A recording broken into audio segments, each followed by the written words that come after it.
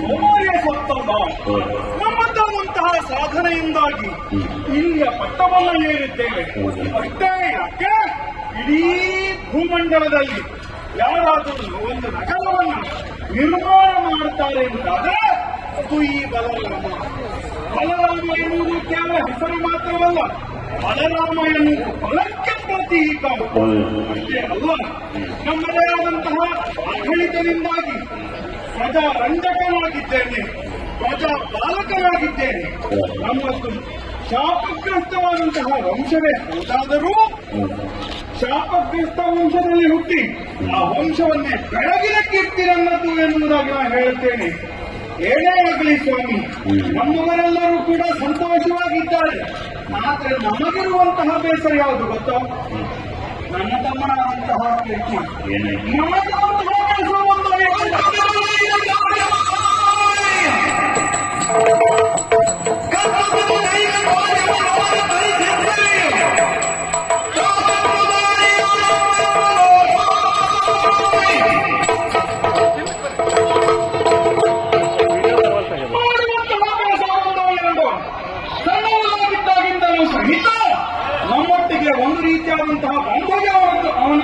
ಒಟ್ಟಿಗೆ ಇತ್ತು ಅವನ ಬಾಯಿಗೆ ಬೆಣ್ಣೆ ನಮ್ಮ ಬಾಯಿಗೆ ಬೆಣ್ಣೆಯಾದರೂ ಸರಿಯೇ ಅವನನ್ನ ಹಿಂದೊತ್ತಿ ನಾನು ಬಂದೆ.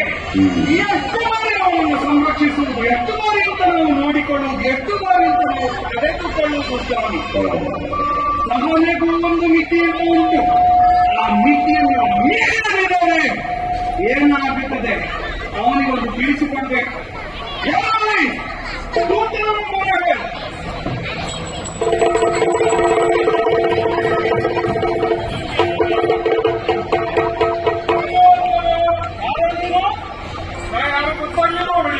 ಯಾರು ನೀನು ಅಂತ ಹೇಳು.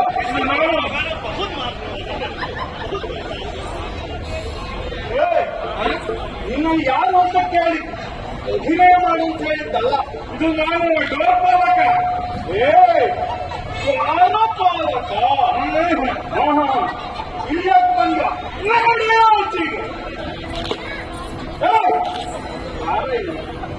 ನೀನೆಲ್ಲ ಡೋರ್ಪಾಲಕ ಹೌದು ಅನ್ನುವಂತ ನೋಡುವುದಕ್ಕಾಗ್ತಿರೋದು. ಏನೇ ಏನು ಮಾಡ್ತಾ ಇದ್ದೀವಿ ಗೊತ್ತು. ಇದು ಬಂದವರನ್ನೆಲ್ಲ ಪರೀಕ್ಷಿಸಿ ಒಳಗಡೆ ಬಿಡುವುದು, ಆ ಹೆಸರೆಲ್ಲ ಬರ್ಸ್ಕೊಂಡು ಕೊನೆ ಹೋಗುವಾಗ ಮತ್ತೆ ಪರೀಕ್ಷೆ ಮಾಡಿ ಹೋಗ್ಬಿಡುದು. ಅದೇ ಕೆಲಸ ಇನ್ನು ಮುಂದೆ ಮಾಡ್ಬೇಕು. ಅದನ್ನೇ ಮಾಡ್ಬೇಕು ಅವಳಿ. ಹೌದು ಸಾಕು. ಅಲ್ಲಿಗೆ ಹೋಗ್ತಾನೆ. ಏನು ಅಧಿಕ ಪ್ರಸಂಗ ನೀನು ಅಲ್ಲ. ನೀವಿರುವಾಗ ನಾನು ಅದನ್ನು ಮಾಡ್ಲಿಕ್ಕೆ ಆಗ್ತದೆ. ಹಾಗಲ್ಲ ನಿಮ್ಮ ಎದುರುಗಡೆ ನಾವು ಅಧಿಕ ಪ್ರಸಂಗ ಮಾಡ್ಲಿಕ್ಕೆ ಆಗ್ತದ್ಯಾ? ನಾಳೆ ಕೂಡ ಅದೇ ಮಾಡಿ ಹೇಳಿಸ್ಕೊಳ್ಳೋದಕ್ಕಿಂತ ಹೇಳಿ ಮಾಡಿಸ್ಕೊಳ್ಳೋದೇ ಒಳ್ಳೇದಲ್ಲ. ಅದೇ ಮುಖ್ಯಮಂತ್ರಿ ಲಕ್ಷಣ. ಅಲ್ಲ ನೀವೇ ಮಾತಾಡಿ. ನಿನ್ನೆಲ್ಲ ಹೇಳುವುದಿಷ್ಟೇ. ಇವತ್ತಿನ ಆರೋಗ್ಯ ಇವತ್ತಿನ ಮಟ್ಟಿಗೆ ಯಾರು ಬಂದ್ರು ನನ್ನನ್ನು ಕೇಳಿದ್ರೆ ಸೀದಾ ಒಳಗೆ ಕೊಡಬೇಕು. ಆದ್ರೆ ಒಬ್ಬನನ್ನು ಮಾತ್ರ ಬಿಡಿಸ್ಕೊಡುದು. ಗುಂಪಲ್ಲಿ ಬಂದ್ರೆ ಬಿಡ್ಲಿಕ್ಕೆ ತೊಂದರೆ ಇಲ್ಲ. ಹೇಗೆ ಬಂದು ಬಿಡು. ಆದ್ರೆ ಒಬ್ಬರನ್ನು ಮಾತ್ರ ಬಿಡ್ಲಿಕ್ಕಿಲ್ಲ. ಅದೇ ಒಬ್ಬ ಬಂದು ಬಿಡ್ಬಾರ್ದು. ಗುಂಪಿನಲ್ಲಿ ಬಂದ್ರೆ ಬಿಡ್ಬೋದಾ? ಪುಣ್ಯಾತ್ಮ ಯಾಕೆ ನನಗೆ ಅರ್ಥ ಆಗುವುದಿಲ್ಲ. ನೀವು ಹೇಳಿದೆ ಅಲ್ವಾ ಅರ್ಥ ಆಗುವಾಗ ನಮ್ಮ ನಿಮ್ಮಷ್ಟು ನಾವು ಬುದ್ಧಿವಂತರಲ್ಲ. ಹೌದು ನನ್ನ ಬುದ್ಧಿ ಮಟ್ಟದ ತಕ್ಕ ಹಾಗೆ ನೀವು ಹೇಳಿದ್ರೆ ನಮ್ಗೆ ಅರ್ಥ ಆಗ್ತದೆ. ಬರೀ ಕೇಳ್ತದೆ. ಯಾರು ದುಡಿದು ಬಿಡಬೇಕು. ಬಂದ್ರೆ ಬಿಡ್ಲಿಕ್ಕಿಲ್ಲ. ನಾವು ಬಂದ್ರು ಬಿಡುದು ಬೇಡ ಅಲ್ವಾ? ಹೌದು ನಾವು ಬಂದು ಬಿಡುದು. ನಾನು ಅವ ಅಂದ್ರೆ ಯಾರು ಅಲ್ವಾ? ತಲೆಗಾಗಿದೆಯಲ್ಲ ನಿನಗೆ. ಅವ ಅಂದ್ರೆ ಯಾರು ಹುಡುಗ?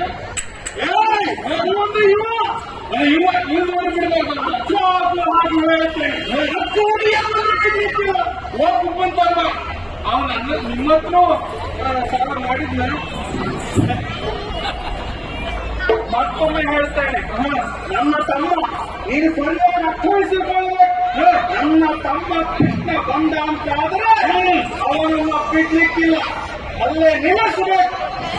ಏನಂತ ಹೇಳಬೇಕು ಅಂತ ಹೇಳಿಕೊಡ್ತೇನೆ. ಏನ್ ಹೇಳ್ಬೇಕು? ಬರ್ತಾ ಇದ್ದ ಹಾಗೆ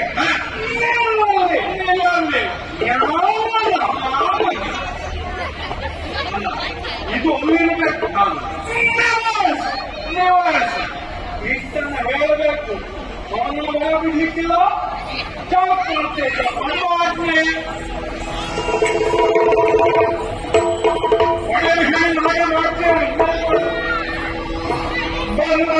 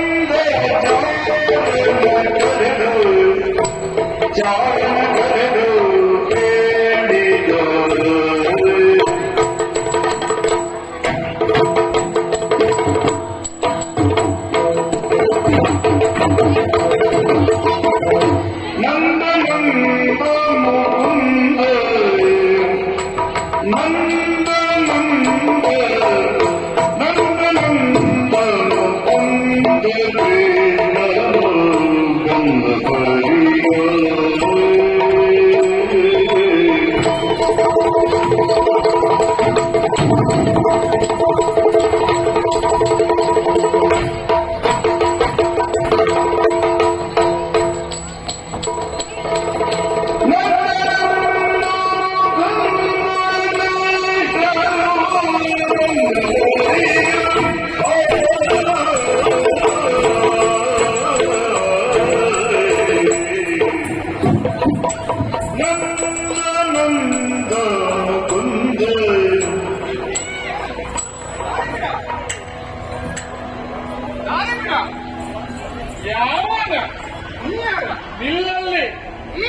ಮಾತಾಡಬೇಡ, ನಿವಾರಿಸು. ಏನಾಗಿದೆ ಈ ವರ್ತನೆ? ದಯಮಾಡಿ ಕ್ಷಮಿಸಬೇಕು, ವಿಚಿತ್ರವಾಗಿದೆ. ಇಷ್ಟೊತ್ತು ಹೇಳಿದ್ದು ಒಂದು ನಂದಲ್ಲ, ಓಹೋ ಒಂದು ಶಬ್ದ ನಂದಲ್ಲ, ಎಲ್ಲ ನಿಮ್ಮ ಅಣ್ಣ ಹೇಳ್ಕೊಟ್ಟದ್ದು. ಓಹೋ, ನನ್ನಗೆ ಕೊಟ್ಟಿತ್ತು. ಹೌದೌದು, ಸಂಜೆ ಹೇಳ್ಕೊಟ್ಟಿತ್ತು, ಬೆಳಗ್ಗೆ ಕೊಟ್ಟಿತ್ತು. ಇದು ಸುಮಾರು ಮಧ್ಯಾಹ್ನ ಹೊತ್ತಿಗೆ ಹೇಳಿದ್ದು ನೋಡಿ. ಓಹೋ, ಸರಿ ಸರಿ ಸರಿ. ಇದು ನೀವು ಯಾರು ಬಂದ್ರು ಬಿಡುವುದಕ್ಕೆ ತೊಂದರೆ ಇಲ್ಲ, ಆ, ನೀವು ಬಂದ್ರೆ ಮಾತ್ರ ಒಳಗೆ ಬಿಡಬೇಡ ಅಂತ ಹೇಳಿದ್ದಾರೆ. ಅಂದ್ರೆ ಹೌದಪ್ಪ, ನನ್ನ ಅಣ್ಣ ಹೌದು. ಪ್ರೀತಿಯ ತಮ್ಮ ನನಗೆ ಅವಕಾಶ ಇಲ್ಲ. ಛೇ, ನೀವು ಬೇಸರ ಮಾಡೋದು ಯಾಕೆ? ಆ, ನಿಮ್ಗೆ ಅಣ್ಣ ಹೇಳಿದ್ದಕ್ಕೆಲ್ಲ ಯಾಕೆ ಬೇಸರ ಮಾಡ್ತೀರಿ? ನಿಮ್ಮನ್ನು ಹೊಗಳುವವರು ಎಷ್ಟು ಜನ ಇದ್ದಾರೆ. ಆ, ಲೋಕದಲ್ಲಿ ಜನರೆಲ್ಲ ಹೊಗಳ್ತಾರೆ ನಿಮ್ಮನ್ನ. ಕೃಷ್ಣಾಯ ವಾಸುದೇವಾಯ ದೇವಕಿ ನಂದಿನಿ ಹಾಲಿಂಚ ಎಂತಾದ್ರು ನಿಮ್ಮನ್ನ ಹೊಗಳುವುದು. ಆ, ಕೃಷ್ಣ ನಂದ ಕಿಶೋರ. ಕೃಷ್ಣಾಯ ವಾಸುದೇವಾಯ ದೇವಕಿ. ಆ, ನಂದನಾಯಕ. ಇನ್ನು ಎರಡು ಹೆಣ್ಮಕ್ಳೆಲ್ಲ ಮನೆ ಮುಂದೆ ಬಂದ್ಕೊಂಡು ಬೆಳಗ ಮುಂಚೆ ಹೇಳಿದ್ರು, ಏಳು ಏಳಯ್ಯ ತುಳಿ ಕೃಷ್ಣ ಬೆಳ ಬೆಳಗಾಯಿ ಕೇಳಯ್ಯ ಎದ್ದು ಬಂದು ಬೆಣ್ಣಯ್ಯ ಮೆಲ್ಲಯ್ಯ ನಂದು ಕಿವಿ ಸ್ವರ. ಏನದು ಸ್ಪಷ್ಟವಾಗಿ ಹೇಳ, ಕೇಳಬೇಡುವ. ಕ್ಷೀರಸಾಗರ. ನಂದು ಕಿವಿ ಸ್ವರ. ನಂದ ಕಿಶೋರ. ಹಾಗೆ ಎಷ್ಟೆಲ್ಲ ಉಪಯೋಗ ಇರುವಾಗ ಹಂಗೆ ಹೇಳ್ತಕ್ಕಲ್ಲ ಬೇಸರ ಮಾಡಬೇಡಿ. ಸ್ಪಷ್ಟವಾಗಿ ವಿಷಯ ಕೊಡ್ತಾರೆ. ಅಲ್ಲಪ್ಪ, ನಿಮ್ಗೆ ಅನುಕೂಲ ಉಂಟು, ಇವತ್ತು ಯಾವ್ದಾದ್ರು ಒಂದು ಹೆಂಡತಿ ಮನೆಗೆ ಹೋಗಿ ಬನ್ನಿ, ನನ್ನ ಕೆಲಸ ಹೋಗ್ತದೆ, ಜೊತೆಗೆ ನನ್ನ ತಾಯಿ ಹೋಗ್ತಾರೆ. ತಡವಾಗಿ ಆದ್ರೂ ನಾವು ಸಭೆಗೆ ಹೋಗಲೇಬೇಕು. ಇಲ್ಲಪ್ಪ, ನನ್ನ ಅಣ್ಣ ಶೀಘ್ರ ಹೋಗ್ಬೇಕು, ದೀರ್ಘದ್ವೇಷಿ ಅಲ್ಲ. ಹಾಗಾಗಿ ಹೊರಗೆ ಹೋಗಿ ಹೇಳು, ನಂದ ಕಂದ ಮುಕುಂದ ಗೋವಿಂದ ಬಂದಿದ್ದಾನೆ, ಹೇಗೆ ಹೋಗಿ ಅಲ್ಲ ಒಳಗೆ ಹೋಗಿ ನಾನು ಮತ್ತೆ ಬರ್ತೇನೆ ಅನ್ನೋ ನನಗೆ ಭರವಸೆ ಇಲ್ಲ. ಇಲ್ಲೇ ಇರ್ತೇನೆ. ನೀವು ಮತ್ತೆ ಇದು ಬರ್ಲಿಕ್ಕಿಲ್ಲ.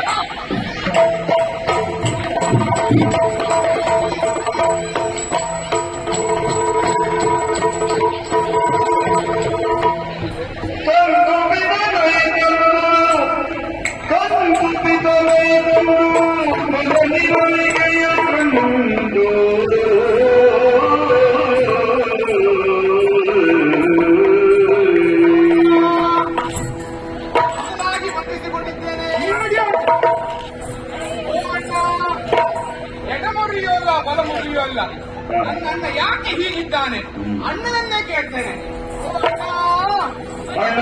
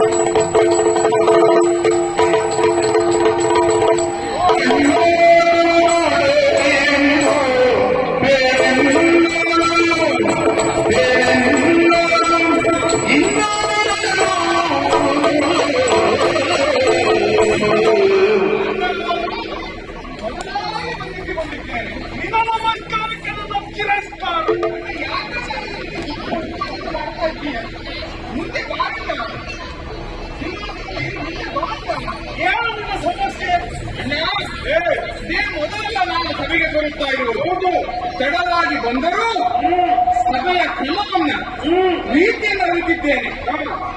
ಮಾಣಿಕ್ಯ ಸದೃಶವಾಗಿ ವೈದ್ಯಮಾನವಾಗಿ ಕಂಗೊಳಿಸುತ್ತಾ ರಾಜ್ಯವನ್ನ ಮುನ್ನಡೆಸುತ್ತಾ ಇರುವವನು ನೀನು.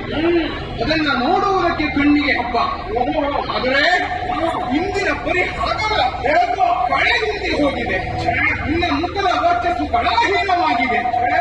ಏನೇ ಕಾರಣ ಇದು? ಮುಖ ಎನ್ನುವುದು ಹೃದಯಕ್ಕೆ ಹಿಡಿದ ಕನ್ನಡಿ. ನಿನ್ನ ಹೃದಯದಲ್ಲಿ ಯಾವ ದುಃಖ ದುಮ್ಮಾನಗಳು ತುಂಬಿಕೊಂಡಿದೆ ಅಂತ ಸ್ಪಷ್ಟವಾಗಿ ಅರ್ಥ ಆಗ್ತಾ ಇದೆ. ಹಾಗಾಗಿ ಹೇಳ್ತಾ ಇದ್ದೇನೆ, ಅಣ್ಣ, ಯಾರಿಂದ ದುಮ್ಮಾನ, ಯಾಕೀ ಗುರುಡ, ಎಲ್ಲವನ್ನ ಹೇಳು.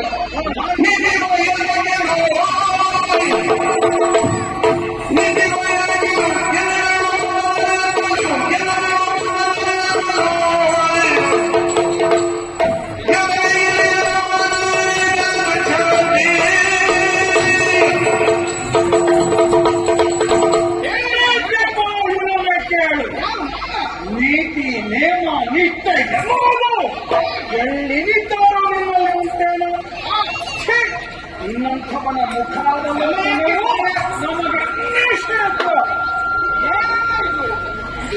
ಅಲ್ಲ ನನ್ನಲ್ಲಿ ಬಂದಿತ್ತು ಸಿಟ್ಟು.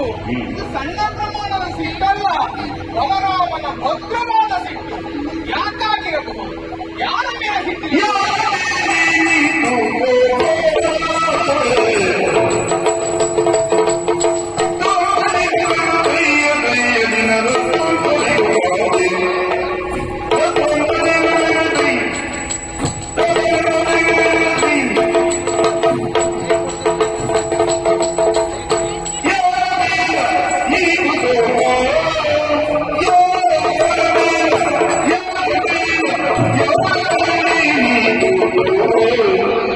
ಬಂದಿರುವುದದ ಸಮರನು ಅತಿ ಪ್ರತಾಪ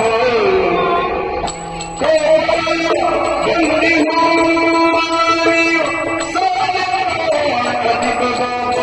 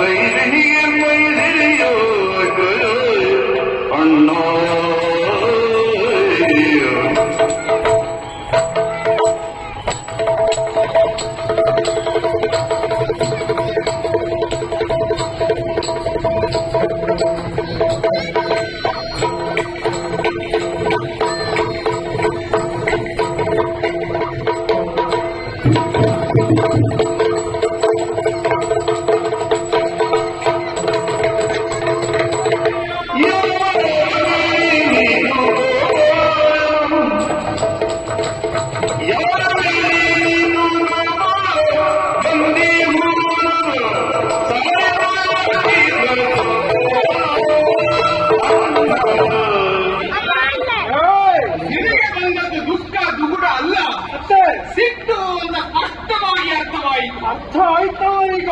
ಅಣ್ಣ, ಹೇಳು. ನಿನ್ನ ಪ್ರೀತಿಯ ತಮ್ಮನಾದ ನನಗೆ ಮತ್ತೊಮ್ಮೆ ಅಂತ ಮಾತುಗಳನ್ನು ನೋಡಬೇಡ. ನಿನಗೆ ನನ್ನ ಮೇಲೆ ಅತೀವವಾದ ಪ್ರೀತಿ ಉಂಟು. ನೋಡಬೇಡ. ಅಂತಹ ನನಗೆ ನನ್ನ ಅಣ್ಣನಿಗೆ ಯಾವ ಕಾಲಕ್ಕೆ ಯಾವ ಕಾರಣಕ್ಕೆ ಸಿಟ್ಟು ಬರುತ್ತದೆ ಅಂತ ಸ್ಪಷ್ಟವಾಗಿ ಗೊತ್ತಿದೆ. ಮಹಾ ಸಂಕಲ್ಪಕ್ಕೆ ಅಥವಾ ಸದುದ್ದೇಶಕ್ಕೆ ಭಂಗ ಬಂದರೆ ಅಥವಾ ಈ ಸೀಮೆಯ ಪ್ರಜಾ ಕೋಟಿಗೆ ಸಮಸ್ಯೆ ಬಂದಾಗ ಸಹಜವಾಗಿ ದುಃಖ ಬರುತ್ತದೆ, ಕೋಪ ಬರುತ್ತದೆ. ಆದ್ರೆ ಇಲ್ಲಿ ಹಾಗಿಲ್ಲ. ಭೀಕರವಾದ ಬರಗಾಲ ಇಲ್ಲ, 3 ಹೊತ್ತು ಊಟಕ್ಕೆ ಯಾರಿಗೂ ಕೊರತೆ ಇಲ್ಲ. ಆದರೂ ಈ ಸಿಟ್ಟನ್ನು ಮಾಡೋಕೆ ಆಯ್ತೀಯ ಅಣ್ಣ. ನಮ್ಮ ಈ ಸೀಮೆಯಲ್ಲಿ ನಿನ್ನ ಮಾತನ್ನ ಮೀರುವವರು ಯಾರೂ ಇಲ್ಲ. ಕಾರಣ ನೀನು ಶೂರನೂ ಹೌದು, ಧೀರನೂ ಹೌದು, ಘನ ಗಂಭೀರನೂ ಹೌದು. ಇನ್ನು ನಿನ್ನ ಅಣ್ಣ ಬೈದೇನೋ ಅಣ್ಣ, ಎತ್ತಿಗೆ ಬೈದೇನೋ ಅಣ್ಣ. ಒಂದೊಂದು ಎತ್ತಿಗೆ ಬೈದರೂ ಕೂಡ ನೀನು ಅವಳಿಗೆ ತಿರು ಮಾತನಾಡದೇ ಇರುವವನು. ಕಾರಣ ನೀನು ಹಿರಿಯರಿಗೆ ಬೆಲೆ ಕೊಡುವನು, ಹಿರಿಯರ ಭಾವನೆಗೆ ಹಿರಿಯರ ಮಾತಿಗೆ ಬೆಲೆ ಕೊಡುವವನು. ಮುಂದಿನ ಮಾತೆಲ್ಲ ನಮ್ಮಲ್ಲಿ ಇಟ್ಕೊಂಡ್ರೆ ಏನು?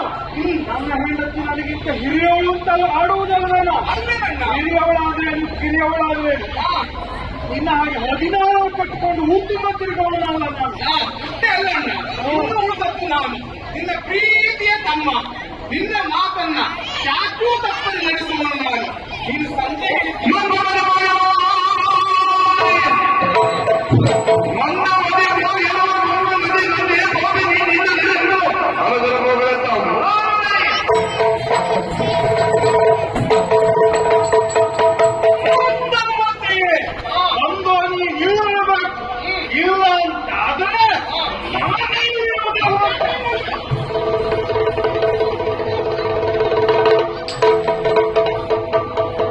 ಮಂದಹಾಸದಿ ನುಡಿದು ಶಿರವ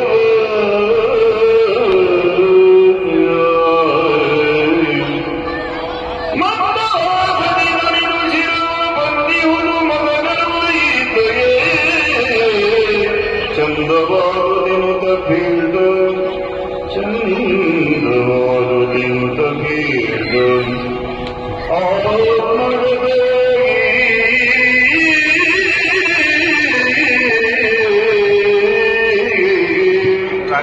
ಮಂದಹಾಸದಿ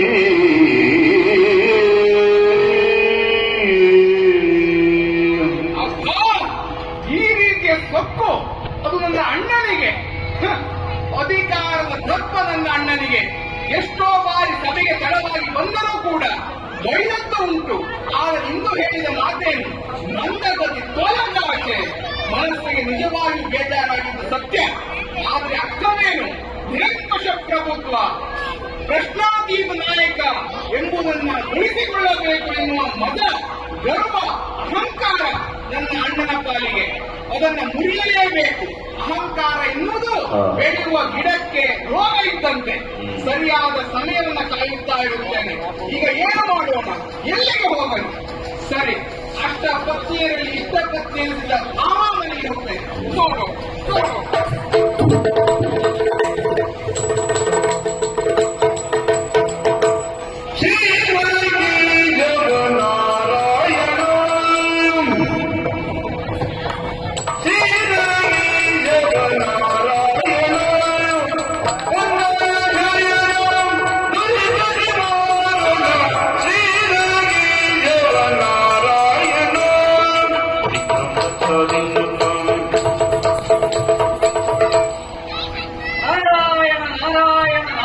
ದೂರದಲ್ಲಿ ಬರುತ್ತಿರುವ ಮುನಿಪನ ಮಾರದ ಮಗನು ಕಂಡು ತೋರದೆ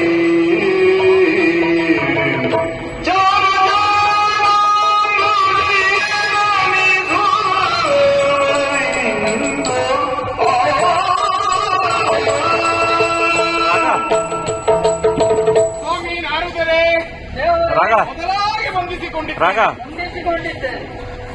ಸರಿಯಾದ ಸತ್ಕಾರವನ್ನು ಮಾಡಿದ್ದೇನೆ. ಉಚಿತವಾದ ಆಸನವನ್ನು ನೀಡಿದ್ದೇನೆ. ಕರ್ತವ್ಯಕ್ಕೆ ಒಪ್ಪಿದ ಸತ್ಕಾರವನ್ನು ಮಾಡಿದ್ದೇನೆ. ಎಲ್ಲವನ್ನ ಸ್ವೀಕರಿಸಬೇಕು ಸ್ವಾಮಿ. ಲೋಕ ಸಂಚಾರ ಮಾಡುವವರು, ಲೋಕ ಸಂಚಾರ ನಾರದ ಅಂತ ಹೆಸರು ಪಡೆದವರು. ಹಾಗಾಗಿ ಯಾವ ಲೋಕದಲ್ಲಿ ಯಾವ ಸುದ್ದಿ ಯಾಕಾಗಿ ಬಂದಿದೆ ಅಂತ ಕೇಳುವುದು ಸರಿಯಲ್ಲ. ಒಂದ ಕಾರಣವನ್ನು ತಿಳಿಸಿರ ಸ್ವಾಮಿ.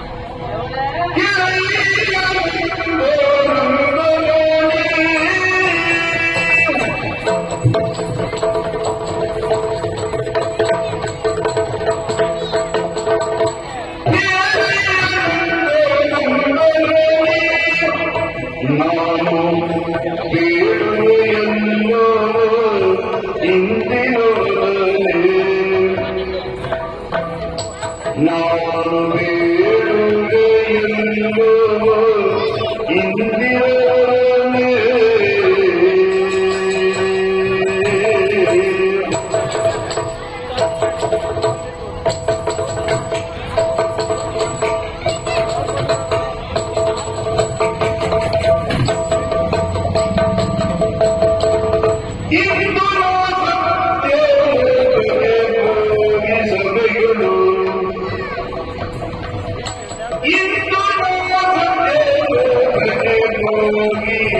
ಸಭೆಯುಳು ತಂದೆಯ ದರ್ಶಿಸಿ ಬಳಿಕ ಕೇಶವನೇ ತಂದೆಯ ದರ್ಶಿಸಿ ಬಳಿಕ ಕೇಶವನೇ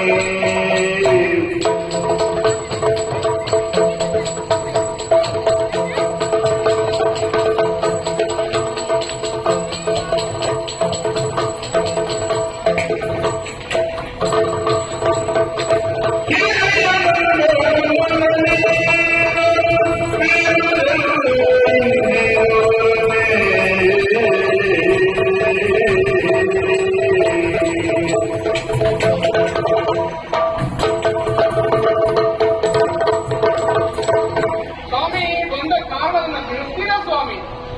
ದೇವರೇ, ನೀ ಅರಿಯತ್ತೆ ಏನಿಲ್ಲ. ಆದ್ರೆ 3 ಬೆಳಗ್ಗೆ ಇಡೀ ಪ್ರಪಂಚವನ್ನ ಸುತ್ತುವಲ್ಲ ಏನು ಮಾಡ್ತಾ ಇದ್ದೇನೆ, ಈ ಏನು ಮಾಡಿದೆ ಎಂಬುದಾಗಿ ನೀನು ಕೇಳ್ತಾ ಇದ್ದೀನಿ. ಪ್ರಥಮವಾಗಿ ನಾನು ಓದೋದು ನನ್ನ ಅಪ್ಪನ ಲೋಕ ಅಂದ್ರೆ ಬ್ರಹ್ಮಲೋಕ. ಬ್ರಹ್ಮಲೋಕಕ್ಕೆ ಹೋಗಿ ನನ್ನ ತಂದೆಯವರನ್ನ ಸಂದರ್ಶಿಸಿ ಅಲ್ಲಿಂದ ಶಿವನ ಕೈಲಾಸದಲ್ಲಿರುವ ಶಿವನನ್ನ ಕಾಣಲಿಕ್ಕೆ ಹೋದೆ. ಶಿವನನ್ನ ಕಂಡವ ಅಲ್ಲಿಂದ ನೇರವಾಗಿ ವೈಕುಂಠಕ್ಕೆ ಹೋದೆ.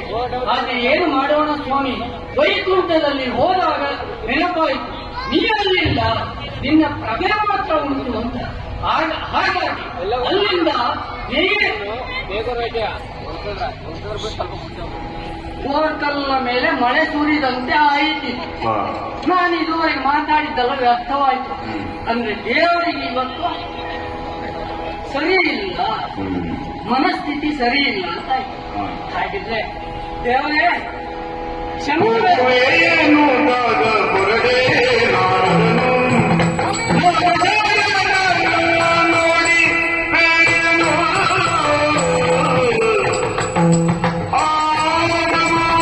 ಆಗುತ್ತಿದ್ದೆ ನಾನಿನ್ನೋ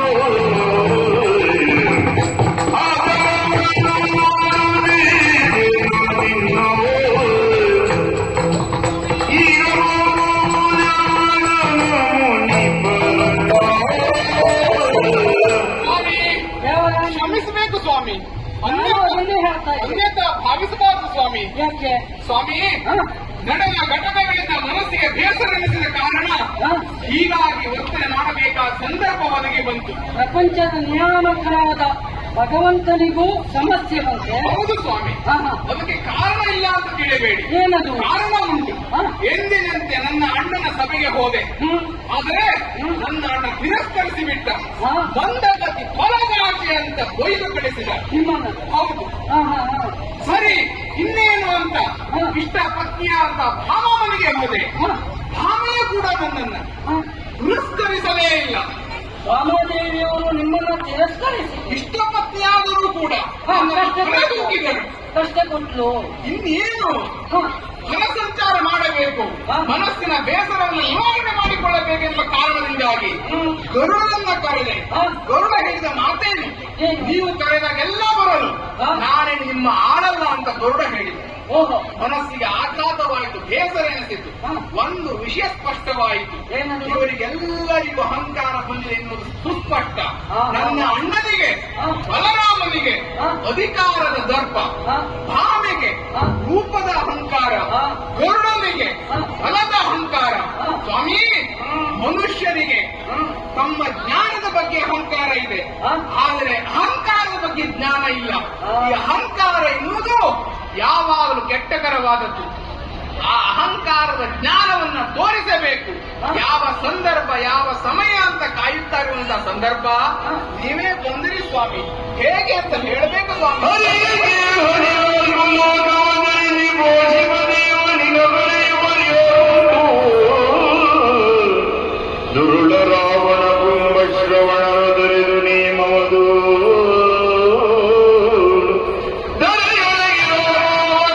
ಧರಿಸಿ ಕಾಲದೊಳು ನಿನ್ನನು ನಿರತ ಸೇವಿಸುತ್ತಿರ್ಪ ಮಾರುತಿಯೊಂದೊಡನೆ ಬೇಡೀವ ದರಿಯೊಳಗೆ ಧರಿಸಿರುವ ಕಾಲದೊಳು ನಿನ್ನನು ನಿರತ ಸೇವಿಸುತ್ತ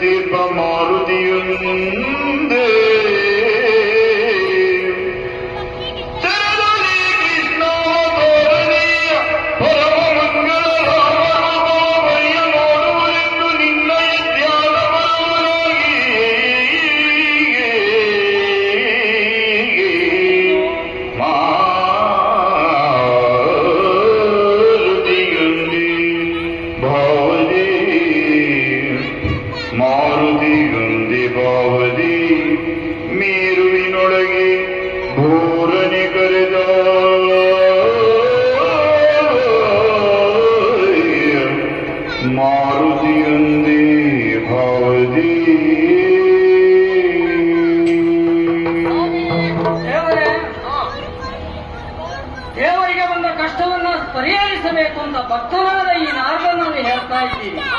ಆಶ್ಚರ್ಯವೇ ಸರಿ. ಯಾವ ಕಷ್ಟವನ್ನು ಪ್ರಪಂಚದ ಮಾನವರ ಎಲ್ಲ ಸಂಕಷ್ಟಗಳನ್ನ ಪರಿಹರಿಸುವ ದೇವರು ತನಗೆ ಬಂದ ಸಂಕಷ್ಟವನ್ನ ತನ್ನ ಭಕ್ತನಲ್ಲೇ ಹೇಳ್ತಾನೆ ಅಂತ ಆಶ್ಚರ್ಯವಲ್ವೇ? ಆದರೂ ನೀ ಕೇಳಿದ್ದಕ್ಕಾಗಿ ಹೇಳಲೇಬೇಕು. ಯಾಕೆ? ನೀ ಆಡುವ ನಾಟಕದಲ್ಲಿ ನಾನು ಒಬ್ಬ ಪಾತ್ರಧಾರಿ ಅಲ್ಲವೇ? ಸೂತ್ರಧಾರನ ಮಾತನ್ನ ಆಲಿಸಲೇಬೇಕಾದದ್ದು ಕರ್ತವ್ಯ. ಹಾಗಾಗಿ ದೇವರೇ ಏನು ಮಾಡಬೇಕು ಬಲ್ಲೇನ? ಈಗಾಗಲೇ ನೀವು ನಿಮ್ಮ ಹಿಂದಿನ ಅವತಾರದಲ್ಲಿ, ಅಂದರೆ ರಾಮಾವತಾರದಲ್ಲಿ ಹಲವು ದುಷ್ಟರನ್ನ ಕೊಲ್ಲುವ ಕಾಲಕ್ಕೆ ನಿಮಗೆ ಬಂಟನಾಗಿ, ನಿಮ್ಮ ಭಕ್ತನಾಗಿ, ನಿಮ್ಮ ದಾಸನಾಗಿ ಏಕೋಭಾವದಿಂದ ನಿಮ್ಮನ್ನ ಭಜಿಸಿದಂತ ಹನುಮಂತ, ಅವನಿಗೆ ತಮ್ಮ ನಿರ್ಯಾಣ ಕಾಲದಲ್ಲಿ ನೀವೇ ಮಾತು ಕೊಟ್ಟಿದ್ರಿ. ಹೌದು. ನಿನಗೆ ಕಾಲ ಕಾಲಕ್ಕೆ ಯುಗ ಯುಗದಲ್ಲಿ ನಿನಗೆ ದರ್ಶನವನ್ನು ನೀಡುತ್ತೇನೆ ಎಂಬುದಾಗಿ ನೆನಪಿಗೆ ಬಂತು ಸ್ವಾಮಿ. ಹಾಗಾಗಿ ಅವ ಏಕೋಭಾವದಿಂದ ನಿಮ್ಮನ್ನೇ ಅನವರತ ಧ್ಯಾನಿಸುತ್ತಾ ಮೇರುಗಿರಿಯಲ್ಲಿ ಕುಳಿತಿದ್ದಾನೆ. ಈ ಸ್ವಸ್ವರೂಪ ಜ್ಞಾನವಿಲ್ಲದ ಇವರಿಗೆ ಸ್ವರೂಪದ ಜ್ಞಾನ, ನೀನೇನು ಅವರೇನು, ಅವರವರ ಕರ್ತವ್ಯ ಏನು ಎನ್ನುವುದನ್ನು ಜ್ಞಾಪಿಸಬೇಕು ಅಂತಾದ್ರೆ ಆ ಹನುಮನನ್ನ ಇಲ್ಲಿಯವರೆಗೆ ಕರೆಸಿದ್ರೆ ಆದೀತು. ಬರಲೇ? ಸರಿಯಾದ ಸಮಯಕ್ಕೆ ಬಂದು ಸರಿಯಾದ ಸಲಹೆಯನ್ನು ಕೊಟ್ಟಿದ್ದೇನೆ. ಒಂದು ವಿಷಯ ಸ್ವಾಮಿ, ಒಂದು ಅರಿಕೆ ಉಂಟು. ಏನು ಪರ್ವತದಲ್ಲಿರುವ ಆಂಜನೇಯರನ್ನ ಕರೆತರುವುದಕ್ಕೆ ಯಾರ್ಯಾರಿಂದಲೂ ಸಾಧ್ಯ ಇಲ್ಲ. ಪ್ರಾಣಾರೂಢನಾಗಿ ಕುಳಿತಂತ ಹನುಮನನ್ನ ಕರೆತರುವುದಕ್ಕೆ ಅಂಥ ವರ್ಚಸ್ಸಿ ಮನುಷ್ಯರೇ ಆಗಬೇಕು. ಹಾಗಾಗಿ ನೀವೇ ಕರೆತರಬರ್ತೀರಿ ಸ್ವಾಮಿ. ಇದು ಕೋಲ್ಪಟ್ಟು ಪೆಟ್ಟು ತಿಂದಾಗ ಸಂಪೂರ್ಣವಾಗಿ ಸಹಾಯ ಮಾಡಿ ಸ್ವಾಮಿ.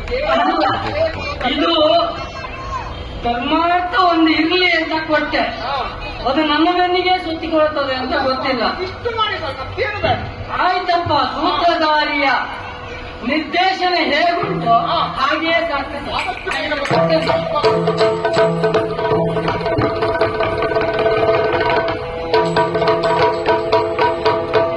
ರಾಮಾಯ ರಾಮಭದ್ರಾಯ ರಾಮಚಂದ್ರಾಯ ವೇದಸೇ ರಘುನಾಥಾಯ ನಾಥಾಯ ಸೀತಾಯ ಪತ್ನಿಯೇ ನಮಃ.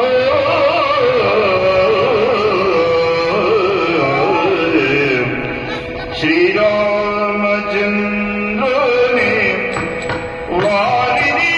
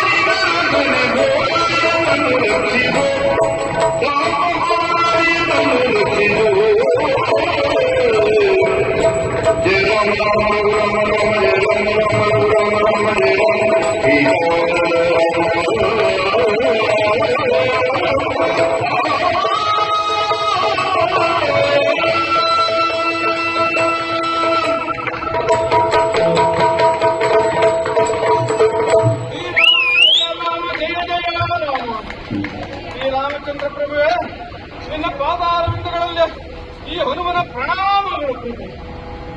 ಪ್ರಭು, ಬಡವರು ಹೇಳುತ್ತಿದ್ದ ಕಷ್ಟಗಳಲ್ಲಿಯೂ ಪರಿಪೂರ್ಣನಾಗಿ ಎಲ್ಲವನ್ನೂ ಒಪ್ಪು, ಎಲ್ಲವನ್ನೂ ಮೆಟ್ಟು ಯಾರೆಲ್ಲ ನಿನ್ನನ್ನು ಅನಂತ ಭಕ್ತಿಯಿಂದ ಧ್ಯಾನಿಸುತ್ತಾರೋ, ಪೂಜಿಸುತ್ತಾರೋ ಅವರಿಗೆ ನಿನ್ನ ದರ್ಶನವನ್ನು ನೀಡುತ್ತೀಯೇ.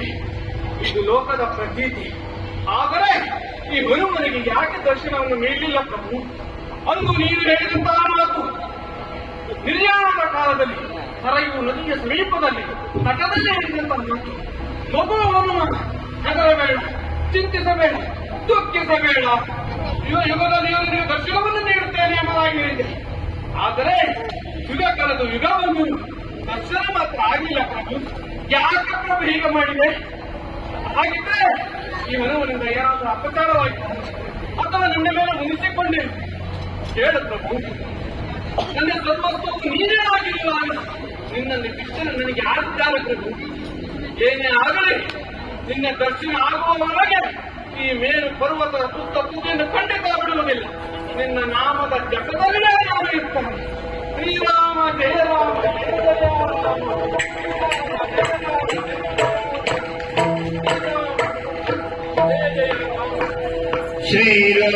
ಶ್ರೀರಾಮಚಂದಿರನೇ ಶ್ರೀಲೋಲ ಸುಂದರನೇ ಶ್ರೀಮನ್ನಾರಾಯಣ ರಾಮ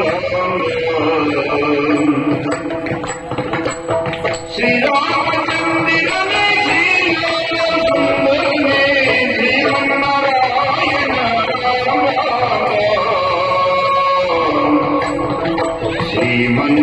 ಶ್ರೀಮನ್ನಾರಾಯಣ ರಾಮ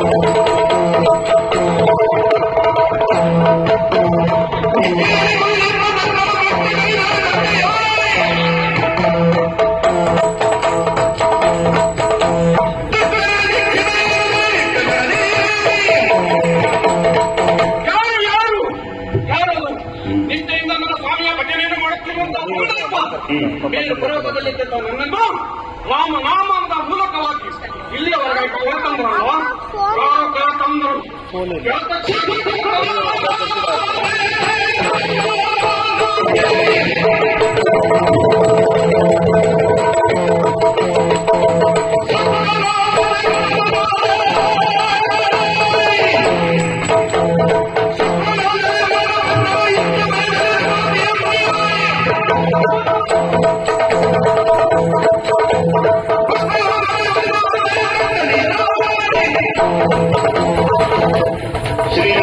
ಶ್ರೀರಾಮಚಂದಿರನೇ ಶ್ರೀಲೋಲ ಸುಂದರನೇ ಶ್ರೀಮನ್ನಾರಾಯಣ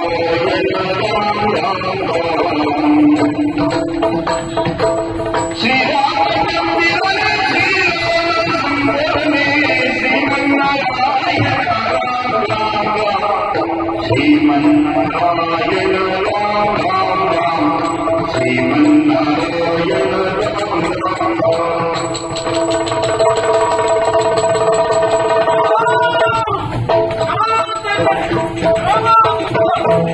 ಯಾರು ನನ್ನನ್ನು ಕರೆತಂದವರು ಎಂಬುದಾಗಿ ಸುತ್ತ 4 ದಿಕ್ಕುಗಳನ್ನು ಹುಡುಕಿದೆ. ನೀನು ಏಕತೆಯನ್ನು ಮೆರೆಯಬೇಕಂತ ಮುಂದೆ ನೀನು ನನ್ನನ್ನು ಎಬ್ಬಿಸುವಂತಹ ಧೈರ್ಯ ಮಾಡಿದೆಯೋ? ನಿನಗೆ ಬದುಕುವ ಆಸೆ ಇಲ್ವೋ? ಹೇಳು, ಯಾಕೆ ಹೀಗೆ ಮಾಡಿದೆ? ಯಾರಕ್ಕಾಗಿ? ಯಾವುದಾದ್ರೂ ಇವತ್ತು ಮುಟ್ಟಿಯನ್ನು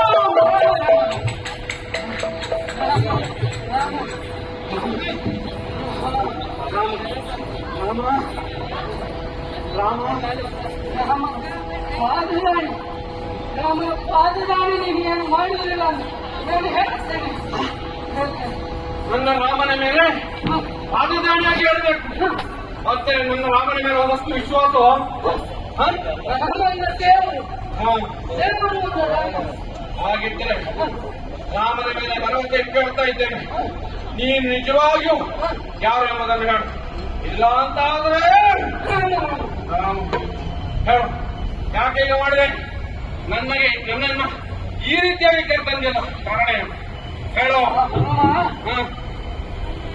ನಿನಗೆ ನಾನು ಯಾರು ಹೇಗೆ ಗೊತ್ತಾಗಲಿಲ್ಲ. ನೀವು ಯಾರಂದ್ರೆ ಯಾಕಕ್ಕಾಗಿ ನನ್ನ ಈ ರೀತಿಯಾದಂತ ಭಂಗಕ್ಕೆ ಈ ರೀತಿಯನ್ನು ಕೊಟ್ಟಿದ್ದೆ ಹೇಳಿ.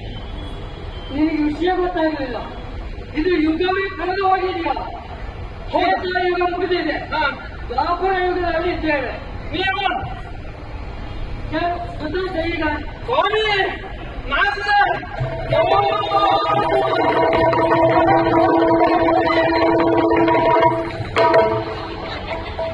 ರಾಮ ರಾಮ ನಾನಂದ್ರೆ ಬೇಸರ ಮಾಡಿಕೊಳ್ಳಬೇಡಿ. ನನ್ನ ಈ ರೀತಿಯಾದಂತ ಭಕ್ತಿಗೆ ಭಂಗವಾಯ್ತಲ್ಲ ಎಂಬುದಾಗಿ ಕೋಪದಲ್ಲಿ ಹಿರಿಯತ್ತಾಗಿ ವರ್ತನೆ ಮಾಡಿಬಿಟ್ಟೆ.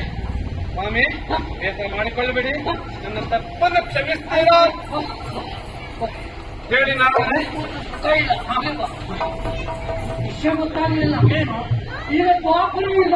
ನಾನು ಅದನ್ನೇ ಯೋಚನೆ ಮಾಡ್ತಾ ಇದ್ದಿದ್ದು.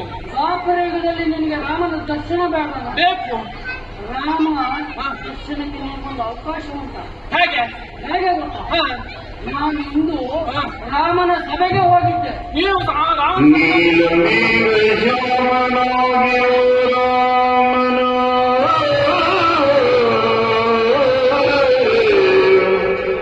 ನೀಲ ಮೇಘ ಶ್ಯಾಮನಾಗಿರೋ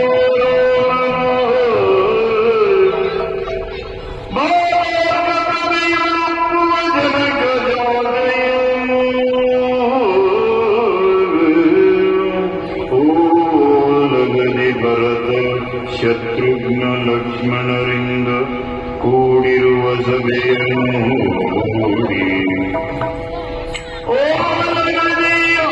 ಭರತ ಶತ್ರುಘ್ನ ಲಕ್ಷ್ಮಣರಿಂದ ಕೂಡಿರುವ ಸಭೆಯ ನೋಡಿ ರಾಮಚಂದ್ರ ನೀನಿಲ್ಲದಿರುವ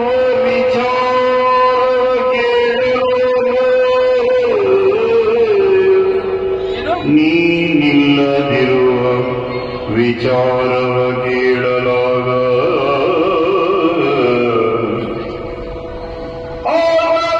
ರಾಮಾವತಾರ ಮುಗಿಸಿ ಸಾನುರಾಗದಿ ಬರುವ ಸಾನುರಾಗದಿ ಬರುವ ವೇಳೆಯದೊಳು ದ್ವಾಪರದಿ ದರ್ಶನವೀನುವುದು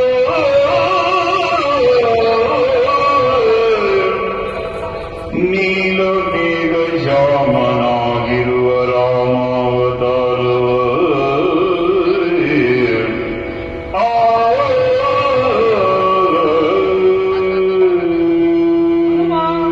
ಸ್ವಾಮಿ ನಾರದ್ರೆ ಇಂದು ನಾನು ರಾಮನ ಅಯೋಧ್ಯೆಗೆ ಹೋದೆ. ನೀವು ಅಯೋಧ್ಯೆಗೆ ಹೋಗಿದ್ದೀರಾ?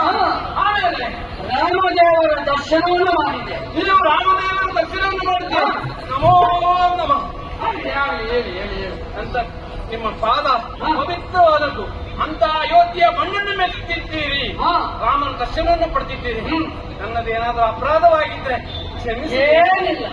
ಮತ್ತೆ ಗುರುವಾದ ನನಗೆ ನೀನು ಶಿಷ್ಯನಲ್ವೇನೋ? ಹೌದು, ನೀನು ಮಾಡಿದ ತಪ್ಪನ್ನು ಅದು ತಪ್ಪು ಅಂತ ಹೇಳಿದಾಗ್ತದೋ? ಅದು ದೊಡ್ಡವರು ಮಾತಲ್ವಾ? ರಾಮನ ಸಭೆಯನ್ನು ನೋಡಿದೆ. ಹಾ, ಸಭೆಯಲ್ಲಿ ರಾಮನೊಟ್ಟಿನಲ್ಲಿ ಸೀತಾಮಾತೆಯು ಕಂಗೊಳಿಸಿದ್ದಳು. ನಮ್ಮ ತಾಯಿ ಜಗನ್ಮಾತೆ. ಅಷ್ಟೇ ಅಲ್ಲ, ರಾಮನ ಸಭೆಯಲ್ಲಿ ಎಡಬಲಗಳಲ್ಲಿ ಭರತ ಲಕ್ಷ್ಮಣ ಶತ್ರುಘ್ನಾದಿಗಳು ಎಲ್ಲರೂ ಕಂಗೊಳಿಸಿದ್ದಾರೆ. ಆಮೇಲೆ ಹೇಳಿ ನೋಡ್ತಾರೆ. ಸಭೆ ತುಂಬಿ ತುಳುಕ್ತಾ ಇತ್ತು. ಆದ್ರೆ ಕೆಲವು ಸಮಯದ ನಂತರ ಸಭೆ ಬರಿದಾಗ್ತದೆ. ಅದು ಬೇರೆ ವಿಷಯ. ಯಾಕೆ ಅಂತ ಹೇಳಿ, ಸಭೆ ಕಳೆಯನ್ನ ಹೊಂದಿಲ್ಲ, ಕಳಹೀನವಾಗಿದೆ. ಯಾಕೆ ಅಂತ ಕೇಳಿದಾಗ ರಾಮಚಂದ್ರ ಹೇಳಿದ, ಏನಂತೆ, ಇಲ್ಲಿ ನನ್ನ ಪಾದಗಳಲ್ಲಿ ಹನುಮನಿರಬೇಕಿತ್ತು, ಇರಬೇಕಾದ ಹನುಮ ಇಲ್ಲ. ಹಾಗೆ ಹೇಳಿದೆ. ಯಾಕಿಲ್ಲ, ಕಳಿಸಬೇಕಿತ್ತು. ಆಗ ರಾಮದೇವರೇ ಹೇಳಿದ್ದಾನೆ, ಅವ ಇಲ್ಲಿಲ್ಲ. ಅವ ತ್ರೇತಾಯುಗವನ್ನು ಮುಗಿದ ಕಾಲಕ್ಕೆ ಮೇರು ಪರ್ವತವನ್ನ ಏರಿ ತಪಸ್ಸಿನಲ್ಲಿ ಕುಳಿತಿದ್ದಾನೆ. ಅವನನ್ನ ಎಬ್ಬಿಸಿ ಕರೆತರುವ ಜನವೇ ಇಲ್ಲ ಅಂತ ಹೇಳಿದ್ರು. ಹಾಗಾಗಿ ಏನು ಮಾಡಬೇಕು ಅಂದಾಗ